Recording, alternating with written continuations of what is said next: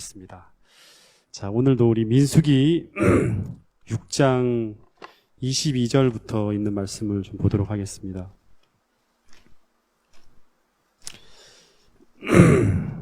오늘은 22절부터 27절 요 짧은 구절만 하고 오늘 말씀을 오늘 화요일 기도회를 대신하고자 합니다. 혹시 22절부터 27절까지 이 구절을 여러분들 많이 아시죠? 그죠? 우리 지은이가 안식일마다 나와서 우리 경배와 찬양할 때 부르는 노래가 바로 이 가사입니다. 민수기를 공부하면서 아마 제일 명문장, 아주 진짜 좋은 어떤 성경절 중에 하나가 22절부터 27절의 말씀이에요. 굉장히 우리에게 소중하고 암송하고 우리가 가지고 다니면 우리가 인생이 어려울 때라든가 아니면 좀 힘든 시기를 지나갈 때 이 말씀을 기억하면서 하나님이 우리를 향한 마음이 어떤 것인지를 우리가 알게 되면서 큰 위로와 축복을 받을 수 있는 그런 성경절이 22절부터 27절의 말씀이에요. 제가 가끔씩 개업 예배라든가 또는 입주 예배라든가 방문을 할 때 자주 사용하는 성경절입니다. 자, 한번 읽어볼까요? 그러면 이 명문장을 한번 읽어보겠습니다. 시작.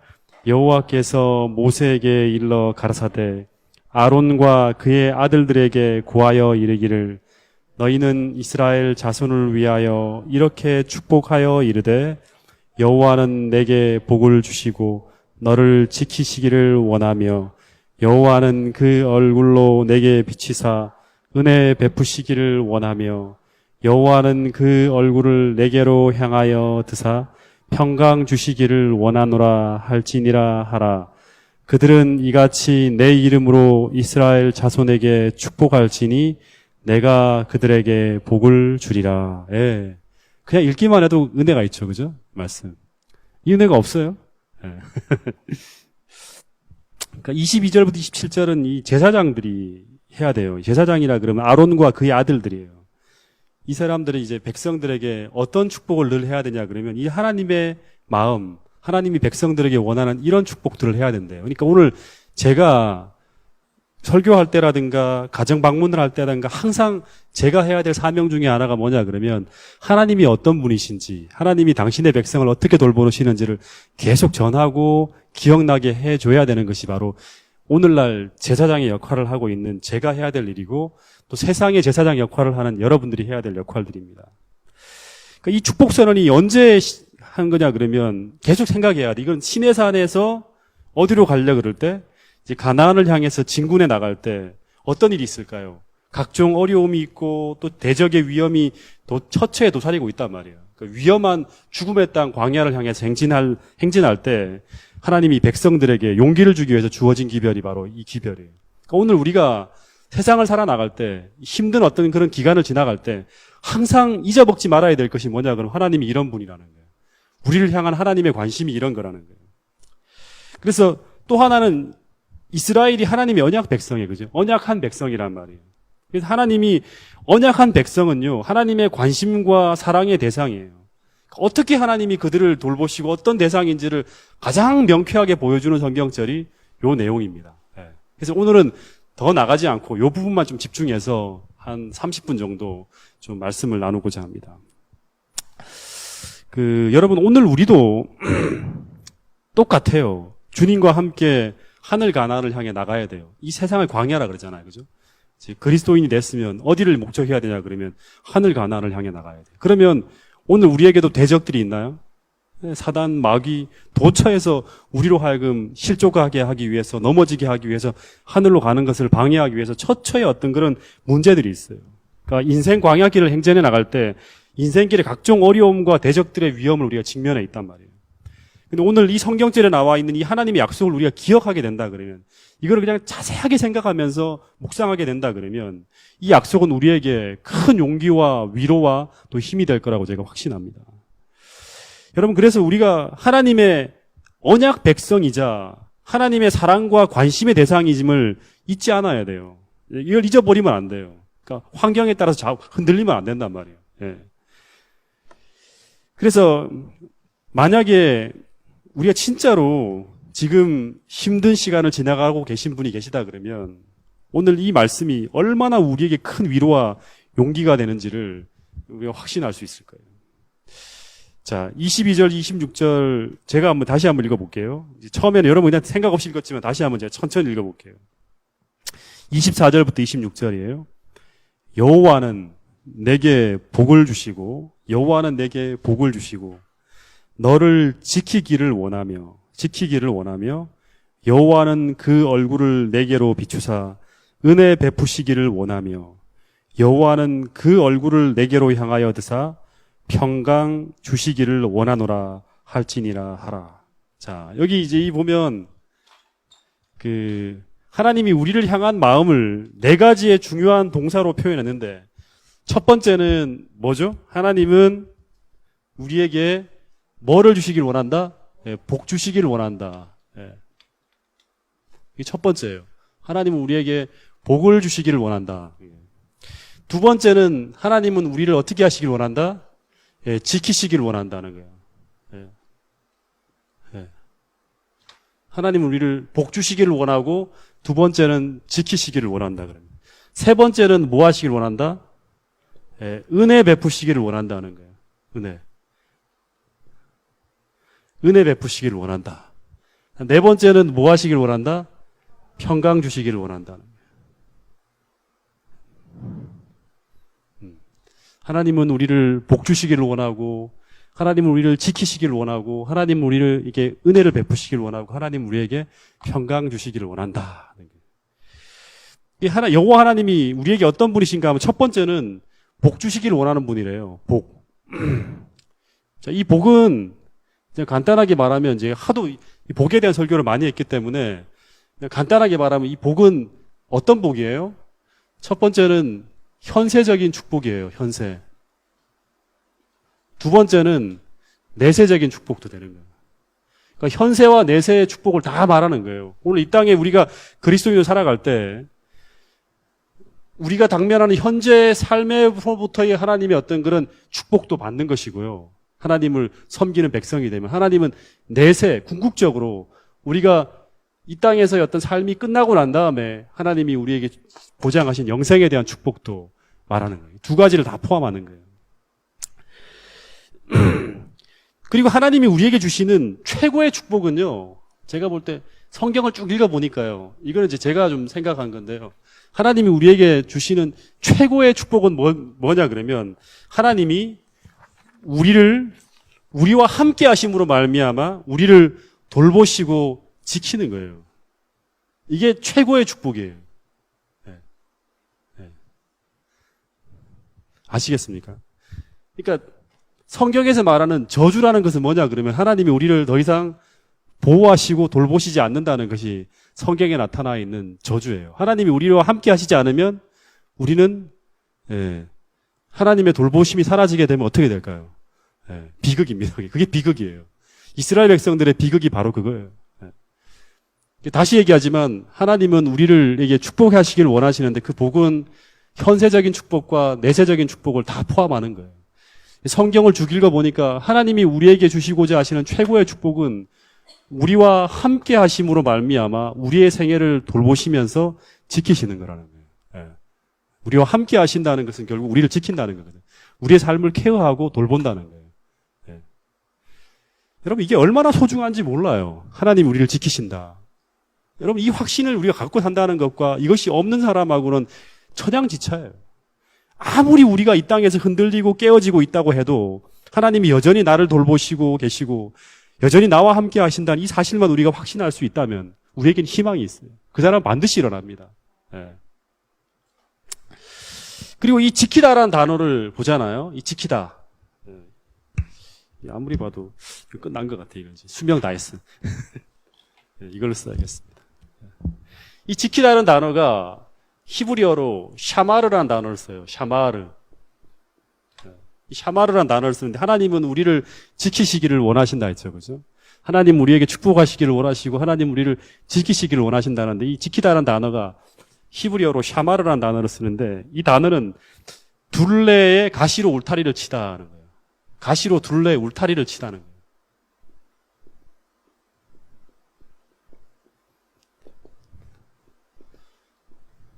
그러니까 하나님이 우리의 주변을 가시덤으로 울타리를 탁 친다는 거예요. 그러니까 이 말은 두 가지예요. 첫 번째는 주변에 다른 악한 무리가 접근하지 못하도록 가시로 울타리를 친다는 의미도 있고, 또 한편으로는 하나님의 이 안전한 범위를 떠나지 못하도록, 이 하나님이 우리를 지키시는 이 범위를 우리가 떠나가지 않도록 하나님이 이 울타리를 쳐서 우리를 지킨다는 그런 의미도 되는 거예요. 근데 여기서 이 의미를, 이제 이 샤마르라는 의미가 울타리를 치다, 이런 의미가 더 발전하고 더 발전해 나가서 이 단어가 어떻게 의미로 확장되어 쓰였냐 그러면, 성경을 쭉 살펴보면 세심하고 철저하게 보호하다, 세심하고 철저하게 보호하다, 그리고 또 하나는 일거수일투족에 관심을 갖다라는 의미로 성경에 나타나고 있습니다. 세심하고 철저하게 보호하다, 일거수일투족에 관심을 가지다. 이 하나님의 모습이 이런 모습이에요. 그래서 이 하나님의 울타리와 하나님의 세심한 보호, 그리고 우리의 일거수일투족에 가지시는 하나님의 관심, 일거수일투족에 관심을 갖는 이 하나님의 관심, 이것은 실제로 이 죽음의 땅 광야를 행진해 나갈 때 이스라엘 백성에게 있어서 이 사나운 이방 세력과 맞부딪혀야 되고 척박한 환경을 지나가야 하는 이스라엘에게 있어서 이 실제적인 하나님의 철저한 보호와 돌보심, 세심하고 아주 철저한 보호와 돌보심은 너무나 절박하고 절실한 것이었어요. 왜냐 그러면 이 사람들은 군사력도 없이 무슨 특별하게 가지고 있는 게 아무것도 없어요. 그냥 몸만 빠져나온 거예요. 그죠? 예. 준비되지 않고 훈련되지 않은 사람들이 몸만 빠져나왔기 때문에 하나님의 세심하고 철저한 돌보심이 없으면 이 백성들은 가나안까지 갈 수가 없는 거예요. 예. 여러분 실제로 근데 하나님 이렇게 이스라엘 백성들을 광야 기간에 돌보아 주셨나요? 예. 이 선언했잖아요. 출발하기 전에 시내산에서 하나님이 이스라엘 백성들에게 나는 너와 너희들과 나와 언약을 했으니까 시내산에서 언약했잖아요. 예. 그 하나님의 언약한 백성을 하나님은 끝까지 복 주시기를 원하시는데, 그 복의 첫 번째는 너희들을 끝까지 지킨다. 어떻게 지킨다? 세심하고 철저하게 아주 깊은 관심을 가지고 열정적으로 너희들을 돌보아 줄 거라는 거예요. 이런 어떤 선언을 했어요, 하나님이 떠나기 전에. 그리고 제사장들에게 내 마음이 이런 마음이라고 이스라엘 백성들에게 가르치라 했어요. 근데 이 광야 기간 40년이 다 지나가고 난 다음에 신명기 32장 10절을 보세요.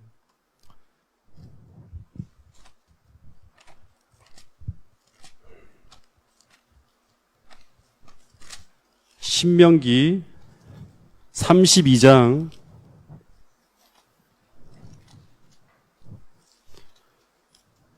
10절 보세요. 자, 우리 지은이가 읽어봐요. 여호와께서 그를 황무지에서 짐승의 부르짖는 광야에서 만나시고 호위하시며 보호하시며 자기 눈동자같이 지키셨다. 예. 그러니까 이게 신명기를 회고하는 거예요. 내가 민수기 6장 22절에서 24절까지 6장에 있는 그 선언을 한 것처럼 내가 이렇게 선언을 했는데, 이제 이 광야 기간이 40년이 다 지나고 난 다음에 내가 정말 그렇게 세심하게 돌보고 지켰다는 거예요.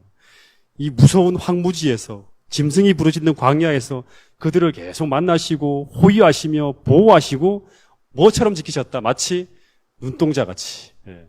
세심하게 아주 일거수일투족에 관심을 가지며 철저하게 보호하셨다는 게 이제 성경의 약속처럼 그렇게 하나님께서 하셨다는 거예요. 여러분 오늘 마찬가지예요. 하늘나라를 목표로 이 광야 같은 세상을 행진해 나가야 하는 우리에게도 너무나 간절히 요청되어지는 필요가 바로 이 전능하신 하나님의 보호하심과 돌봄이에요. 그죠? 왜냐하면 우리가 하나님의 은혜와 보호가 없다면 우리는 정말 한시도 단 한순간도 평안할 수가 없어요. 그죠? 넘어질 수밖에 없는 그런 존재라가 바로 우리 인간들이에요. 우리 인생들이에요. 여러분, 이 하나님의 세밀하신 돌보심과 보호하심이 오늘 이 땅에서 하늘 가나안을 향해 나가고 있는 당신의 백성들에게도, 여자의 남은 자손에게도 하나님께서 동일하게 이런 어떤 그런 돌보심과 은혜로 우리를 지키시고 호위하신다는 사실을 믿게 되기를 간절히 바라겠습니다. 또 하나의 단어가 이제 25절에 나와 있는, 여호와는 그 얼굴을 내게로 비추사 은혜 베푸시기를 원한다는 말이에요.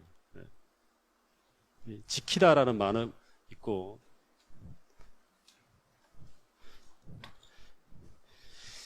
여호와는 그 얼굴을 내게 비추사 은혜 베푸시기를 원한다. 이 얼굴을 그냥 은혜 베푸는 게 아니라 하나님이 얼굴을 우리를 향하여 비추어야지만 은혜가 베풀어진다는 거예요. 그죠? 그러니까 얼굴을 향하여 비춘다. 이 의미가 뭘까요? 얼굴을 향하여 비추다. 얼굴을 향하여 비추다. 이게 어떤 의미일까요? 얼굴을 비추는 것의 반대는 뭐예요? 그러면 얼굴을 돌리는 것도 되지만 얼굴을 어떻게 한다? 가리는 거, 이렇게 가리는 거. 성경에 보면 하나님이 얼굴을 가리신다는 표현들이 있어요.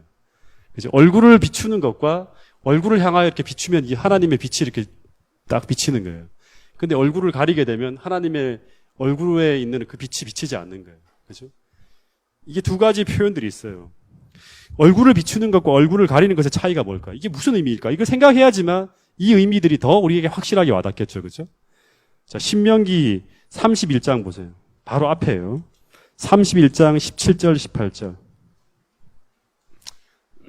하나님은 우리를 향해서 얼굴을 계속 비추고자 하셨어요. 그죠? 그래서 우리에게 은혜를 베푸시고자 했는데, 이 얼굴을 비춘다는 의미, 얼굴을 가린다는 의미가 뭔지를 아주 명확하게 설명해 주는 성경절이 31장 17절, 18절입니다. 자, 지은이가 한번 읽어봐요.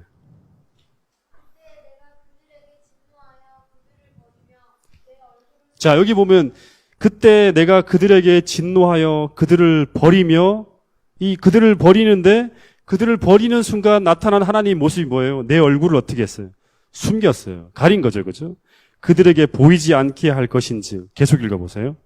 그들이 삼킴을 당하여 허다한 재앙과 환난이 그들에게 임할 때 그들이 말하기를 이 재앙이 우리에게 임함은 우리 하나님이 우리 중에 계시지 않을까? 예, 하나님이 우리 중에 계시지 않는다는 것과 얼굴을 하나님이 가린다는 것이 같은 의미예요. 그죠?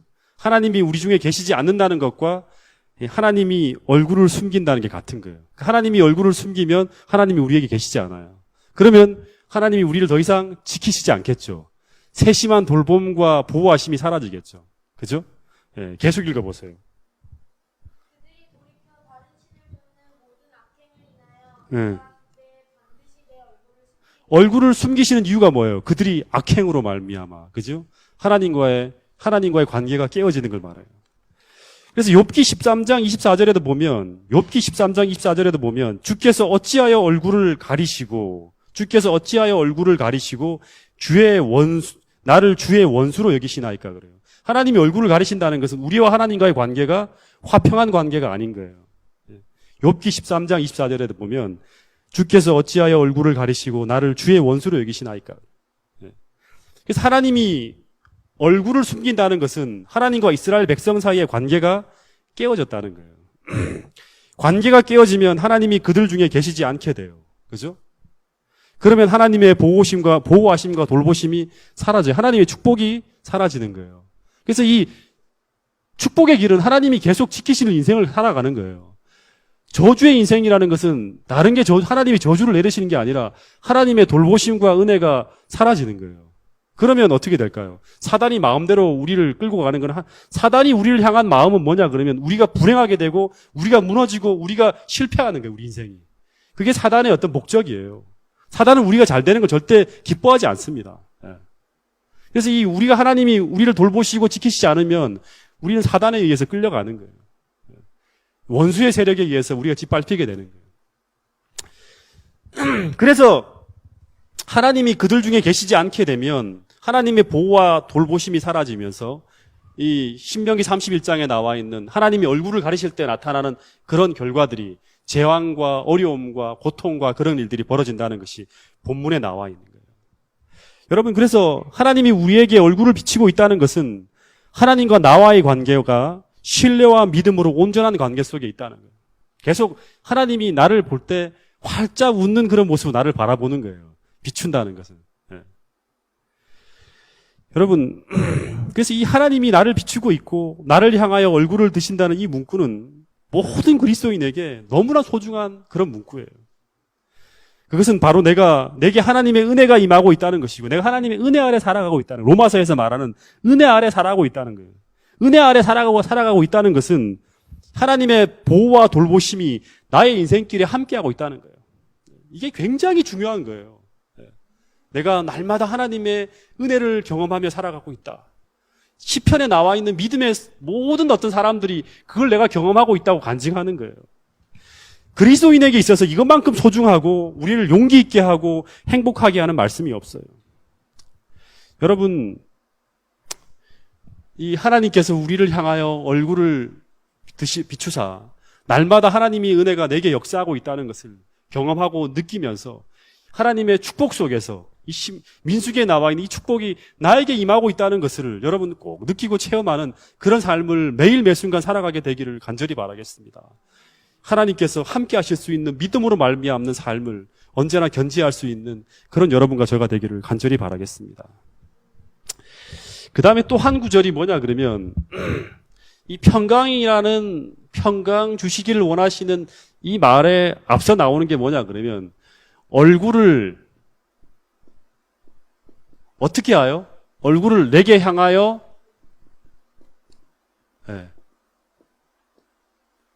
드사라는 표현을 썼어요.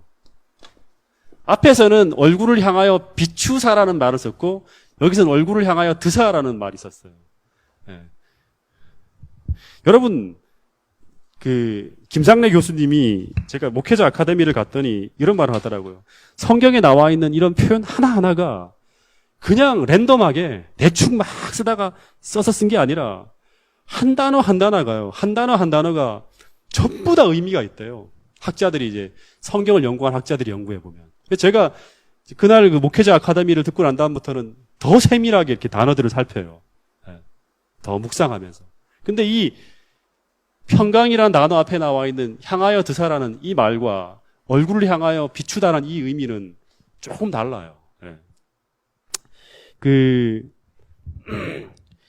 얼굴을 내게로 향하여 들다라는 이 표현에 히브리어가 뭐 쓰였냐 그러면 드사다라는 이 표현에 아마 옛날에 김동일 목사가 여기서 사경회 할 때 나사라는 표현을 썼다는 말을 혹시 히브리어 나사라는 표현에 대해서 한번 강의한 적이 있어요. 혹시 그걸 기억하시는 분이 계실지 모르겠어요. 저는 여기서 설교하시는 분의 설교를 처음부터 끝까지 거의 다 기억을 좀 관심을 가지면 기억이 나더라고요. 이렇게 좀 귀를 쫑긋하고 진지하게 들으면 다 기억에 남아요. 근데 이 나사라는 이 표현은 얼굴을 향하여 드사라는 이 표현에서 이 향하여 드사라는 이 표현을 이 하나의 히브리어 관용어인데요. 어떤 의미냐 그러면 열망하다 또는 열정적으로 바라보다. 그 다음에 계속해서 주시하다라는 의미예요. 계속해서 주시하다. 그래서 앞서 표현한 이 얼굴을 비추사라는 구절과 비교할 때 26절의 이 표현은요, 훨씬 더 구체적이고 적극적인 관심을 가지고 주의 깊게 계속해서 주시하고 계심을 뜻하는 그런 구절이에요. 조금 더 강해요. 그러니까 이 은혜를 베푸시기를 원한다는 이 표현에 마지막 마무리에 평강 베푸시기를 원한다는 이 표현에 들어갈 때는요, 하나님이 그냥 우리를 향해서 비추는 게 아니라 아주 열정적이고 적극적인 관심을 가지고 아주 주의 깊게 계속해서 주시하고 계신다는 표현을 하나님이 쓰신 거예요. 마지막 마무리에서. 그러니까 하나님이 우리에게 복을 주시기를 원하시는데 내가 너희를 지키기를 원해. 근데 너희들의 삶 속에 내가 은혜가 계속 임하기를 원해. 근데 이걸 마지막 마무리엔 더 간절하게 이제 마지막 마무리 표현하잖아요. 근데 내가 얼마나 너희들에게 평강을 베풀어 주기를 원하냐 그러면 아주 얼굴을 향하여 드사 열망을 가지고 적극적으로 세심한 관심을 가지고 너희들의 평안과 행복을 내가 바라는 사람이라는 거 아주 간절하게 표현한 구절이 바로 얼굴을 향하여 드사라는 이 표현이에요. 여러분, 하나님이 정말 우리를 오늘 본문에서처럼 이렇게 열정적으로 그리고 세밀하게 돌보시고 계심을 여러분 믿습니까?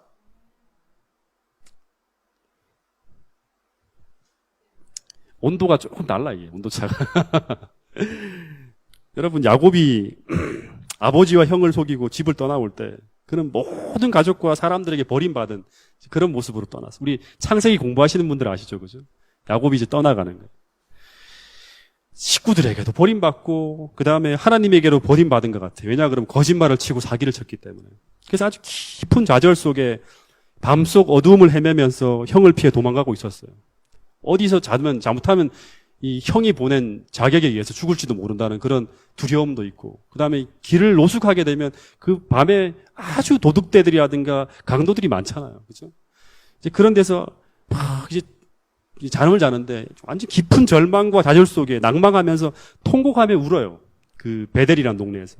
막 울다가 이제 회개하면서 울다가 하나님, 그래도 하나님이 민수기에 나와 있는 이런 어떤 하나님의 마음, 이런 것들을 느끼고 싶어서 하나님, 제가 잘못했다면 막 회개하는 거예요. 회개하면서 이렇게 자요. 깜빡 잠이 들어요. 근데 하나님이 오늘 이스라엘 백성들에게만 향한 게 아니라 이 야곱은 어떤 사람이에요? 하나님의 언약 백성이잖아요. 그죠? 장자의 어떤 그런 직분을 가지고 살아야 돼요. 하나님이 동일하게 이 야곱의 모든 것을 주의 깊게 계속 주시하시면서 야곱의 인생에 적극적인 관심을 갖고 야곱과 함께 하신다는 내용이 그 창세기에 보면 쫙 나옵니다. 여전히 그를 향하여 얼굴을 드사 그를 비추고 계셨으며 그에게 은혜를 베풀고 계신다는 얘기가 그 다음 구절부터 쭉 나와요. 그 표현이 뭐냐 그러면 여전히 무너지고 낭망한 그런 마음, 야곱의 마음, 그리고 깊은 좌절 속에 낭망한 그의 마음을 위로하기 위해서 꿈에 그에게 가장 필요한 계시, 사닥다리를 쫙 보여주시면서 여전히 너를 떠나지 아니하고 버리지 않고 반드시 너의 인생에 함께하여서 다시 돌아오게 하겠다는 그런 기별을 딱 주시는 거예요. 그에 꼭 필요한 말씀을 주시는 거예요. 여러분, 요셉도 마찬가지죠. 그죠? 부모를 떠나서 막 갈 때 이 사람도 언약 백성이잖아요. 애굽으로 팔려갈 때 여전히 하나님이 그의 인생길에 아주 그 곤고한 인생길에 깊은 관심을 가지고 아주 세밀하게 관찰하시면서 그와 함께 하셨다는 그런 얘기들이 나와요. 그리고 구석구석 위기의 순간에 더 아주 그에게 세밀하게 돌보시고 계심이 표현되어진 구절들이 성경절에 보면 나옵니다. 여러분이 그래서 이 민수기에 나와 있는 이 성경절들은 성경 전편에 하나님 백성들에게 하나님이 함께 하시는 그러한 모습들이 담겨 있는 그러한 구절이에요. 여러분, 오늘 우리가 혹 어두운 밤길을 지나가는 것처럼 위태롭고 어두운 인생길을 지나가시는 분들이 혹 계실지 모르겠습니다. 혹 그 누구도 나를 도울 길이 없는 그러한 어떤 아주 진짜 힘든 그러한 인생을 지나가시는 분들이 계실지 모르겠습니다. 그때 여러분, 오늘 주시는 이 말씀을 기억하시길 바라겠습니다. 여러분, 이 민수기에 나와 있는 이 구절을 시편 기자는 또 이렇게 표현하고 있어요. 우리 시편 121편 3절부터 5절 말씀을 한번 보겠습니다.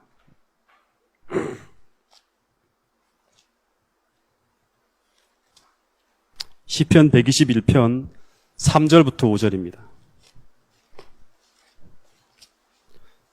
자, 이 구절 또 우리 지은이가 한번 읽어봐요. 여호와께서 너로 실족지 않게 하시며 너를 지키는 자가 졸지 아니하시리로다. 이스라엘을 지키시는 자는 졸지도 아니하고 주무시지도 아니하시리로다. 여호와는 너를 지키는 자라. 여호와께서 내 우편에서 내 그늘이 되시나니 낮에 해가 너를 상치 아니하며 밤에 달도 너를 해치 아니하리로다.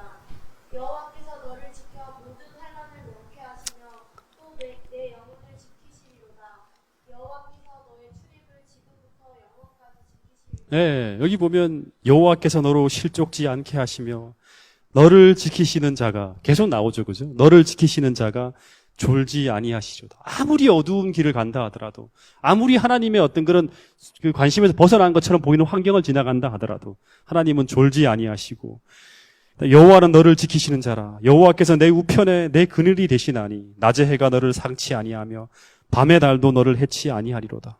여호와께서 너를 지켜 모든 환난을 면케하시며 또 내 영혼을 지키시리로다. 환난은 현세적인 축복이에요. 그죠? 그 다음에 여기 보면 영혼을 지킨다는 말은 뭐예요? 내세적인 축복까지 같이 하나님께서 말씀하시는 거예요. 여호와께서 너의 출입을 지금부터 영원까지 지키시리로다. 계속 하나님은 우리를 지키시는 자라는 거예요. 여호와는 너를 지키시는 자다. 여러분, 이 본문의 말씀은 어떤 인간이, 어떤 권력이 우리를 지키는 것이 아니라 전능한 하나님이 우리를 지키시는 자라고 하는 거예요. 여러분, 우리 앞길이 불안하고 우리 장래가 두렵고 걱정되고 염려되는 분이 혹 있다 하더라도 여러분, 이 말씀을 기억하심으로 말미암아 용기와 위로를 갖게 되시기를 간절히 바라겠습니다. 하나님이 우리를 돌보고 있다. 심지어 졸지도 않고 주무시지도 않고 우리를 세밀하게 아주 계속 주시하며 돌보고 있다는 거예요. 얼굴을 향하여 드사. 든다는 말을 이렇게 더 관심 갖고 더 세밀하게 하나님 우리를 돌보신다는 거예요. 여러분, 심지어 성경에 보면, 신약 성경에 보면 직접 이 하나님이 이 땅에 오셔서 우리의 머리카락 개수까지 매일매일 세시면서 우리 신변에 벌어지는 아주 세심한 일까지도 의미 있게 관찰하고 있다고 예수님이 말씀하셨어요. 여러분, 암세포가 생기고 커지고 하는 것도, 우리 내일의 먹고 사는 문제와 경제적인 상황도 하나님이 다 돌보고 계신다는 거예요. 여러분, 그렇기 때문에 예수님이 뭐라고 하냐 그러면, 그래서 두려워하지 말라는 거예요. 두려워하지 말라고. 하나님이 여전히 우리를 돌보시고 계심을 믿으라는 거예요. 여러분, 이 믿음을 가져야지만 우리가 결국 하늘 가나안까지 성공적으로 갈 수 있다는 것이 성경의 이야기입니다. 마지막으로 하나 좀 더 기억해야 될 게 뭐냐 그러면, 하나님께서 우리에게 이렇게 얼굴을 향하여 드시는 이유가 무엇인가 하면, 그리고 세밀하게 열정적으로 우리를 돌보시는 이유가 뭐냐 그러면, 결국에는 뭐를 주기 위함이다? 평강이에요. 평강을 베푸시길 원한다. 여러분, 이 평강이라는 단어는 굉장히 유명한 히브리어입니다. 혹시 아세요? 이 평강이라는 단어가 히브리어로 뭔지? 네. 뭔지 아세요? 이건 이 정도는 알 것 같은데? 평강, 히브리어로 뭘까요? 네? 예루살렘 할 때, 샬롬 하는 게 이게 평강이랍니다. 이 샬롬이라는 단어는 평강, 안전, 행복, 건강, 번창, 번안, 평안, 뭐 여러 가지 의미를 내표하고 있어요. 그래서 우리가 보통 인사할 때 안녕하세요 하는 거하고 똑같은 게 바로 이 샬롬이에요. 평안하십니까? 평안하세요. 평안을 축복합니다. 이런 의미. 평안하기를 바랍니다.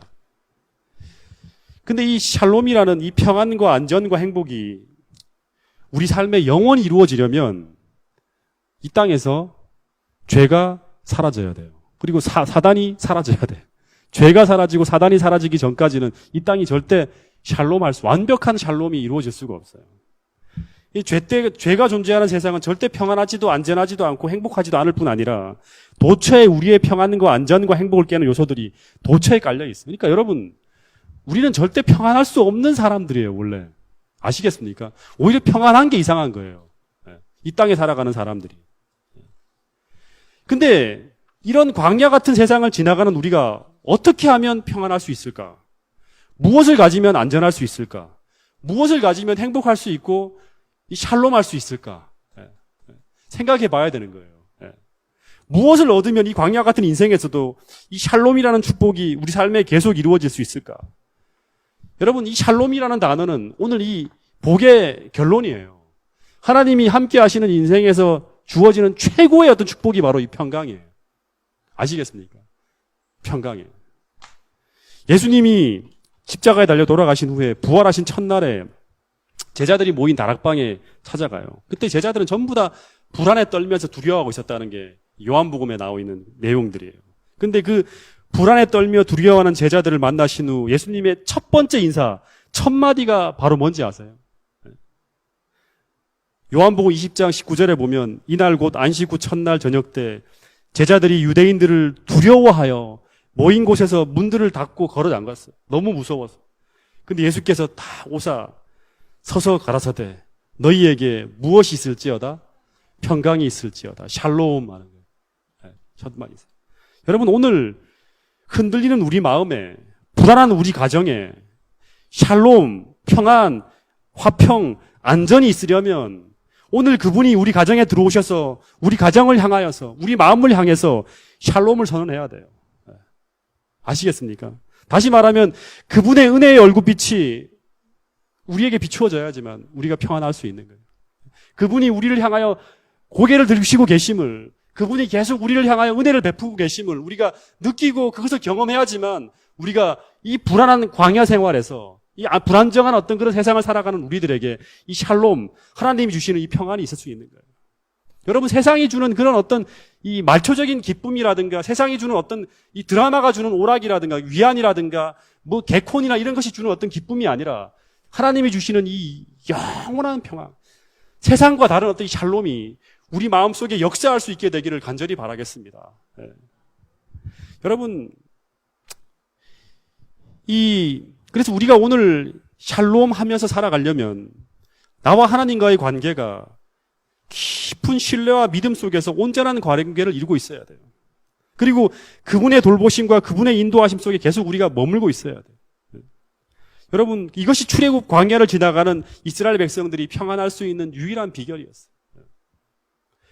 여러분, 오늘 우리가 이 죽음의 땅, 광야 같은 세상을 지나가고 있을지라도 그 출애굽기 속에서 나타난 그 하나님이 이스라엘 백성들을 세밀하게 보살피고 돌보셨던 것처럼 오늘 이 세상을 지나가는 우리들에게도 동일하게 세밀한 보호하심과 관심을 가지고 여러분의 생애를 계속 돌보고 계신다는 사실을 믿게 되기를 간절히 바라겠습니다. 이 하나님과의 나와의 관계가 정말 이 주님께서 축복하시는 이 복을 선언하실 수 있는 그런 믿음의 관계인지, 나와 하나님과의 언약이 정말 온전한 어떤 관계 속에 있는지를 여러분들의 삶을 통해 살피시고 그분의 이 축복, 하나님의 지키시고 하나님께서 은혜를 베푸시고 평강 베푸시는 이런 세밀한 축복이 우리 삶 속에 여전히 미칠 수 있도록 기도하시고 또 간구하시고 여러분의 어떤 그런 삶을 돌이켜보시는 여러분과 저가 되기를 간절히 바라겠습니다. 마지막 27절을 읽어보겠습니다.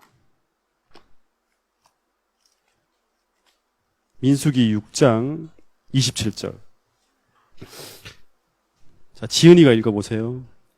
그들은 이같이 내 이름으로 이스라엘 자손에게 축복할지니 내가 그들에게 복을 주리라. 네, 이 그들은 아론과 그의 아들들인 제사장이라 했어요. 그렇죠? 이 제사장들이 그분의 이름으로 축복해야 돼요. 그분의 이름으로 축복하면 이 그분의 이름으로 축복한다는 것은 이 뭘 의미할까요? 하나님의 인격과 명예를 거는 거예요. 그러니까 내가 고재훈 목사의 이름으로 약속합니다. 그러면 제 인격과 제 명예를 거는 거죠. 제 이름으로 그걸 선언합니다. 이렇게 하는 거예요.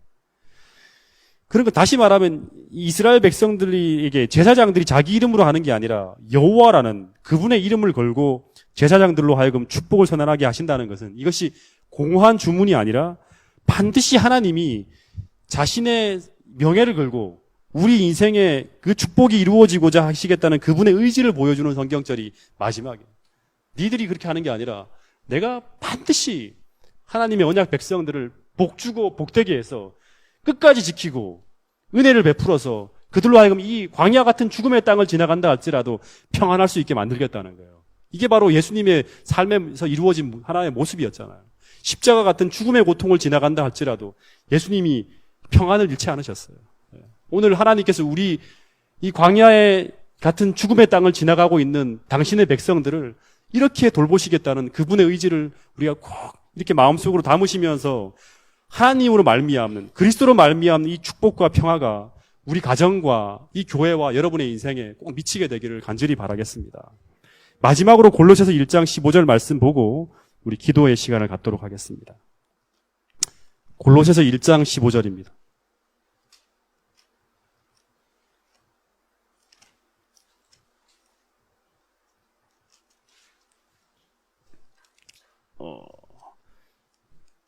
죄송합니다. 3장 15절입니다. 네, 3장 15절.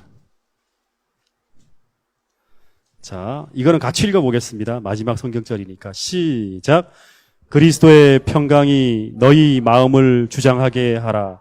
평강을 위하여 너희가 한 몸으로 부르심을 받았나니 또한 너희는 감사하는 자가 되라. 그리스도인은 그리스도의 평강이 우리의 마음을 주장하는 사람이에요. 이끌어가는 거예요. 평안을 빼앗기면 안 돼요. 그래서 우리가요. 그리스도로 말미암은 이 축복이 평안을 잃어버리면 안 돼요. 평안이 있어야지만 우리가 화평케 하는 자가 될 수 있는 거예요. 그리스도의 평강을 위하여 너희가 한 몸으로 부르심을 받았나니. 그리스도인이 모여있는 사람들은 전부 다 이 평강, 이 샬롬이라는 이 축복들을 다 가지고 있는 사람들이 모여야 돼요. 그죠? 네. 여러분, 이렇게 될 때 우리가 비로소 감사하는 자가 될 수 있는 거예요. 하나님이 야, 우리 인생을 주장하고 있구나 하면서 우리의 마음이 평안하면 우리의 입술에 나오는 모든 고백들이 하나님을 찬양하고 하나님을 감사하는 고백이 나오는 거예요. 이런 마음을 가지고 주님을 찬송하고 예배하는 사람들이 진정한 그리스도인입니다. 여러분, 오늘 이 골로새서 1장 15절에 나와 있는 이 말씀처럼 그리스도의 평강이 여러분의 마음을 주장하고 여러분의 삶 속에서 감사가 넘치는 그런 인생을 살게 되기를 간절히 바라면서 오늘 말씀을 줄이도록 하겠습니다.